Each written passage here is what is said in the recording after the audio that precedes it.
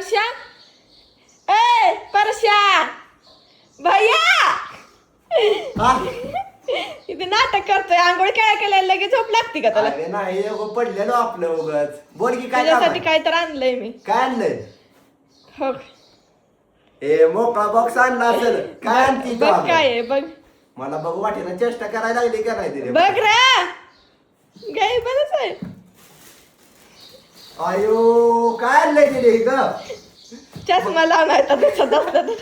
माझ्यासाठी बूट आणले का तू चक्क हो अगं माझा बूट फाटलेला आणि याचं हे खालचं हे असते बघ कवर ते निघलेलं आणि घातलं की पायाला एवढं होतं तुझं का नाही ती काल तू बघितल्यामुळे आणलं काय दिसतंय मला म्हणूनच आणलं तर मी लय दिवस झालं बघते 2-3 दिवस झालं होती मी ठरवलंच होतं आणायचं ती अगं तिथे माझ्या स्वप्नात आवडलं तर सांग. अगं खरं माझ्या स्वप्नात आलं बहिणीनं मला बूट आणलं आणि तू खरंच दिलं की अगं आणून मला आवडलं तर अगं लय आवडले तर कसलं भारी बूट आहे तो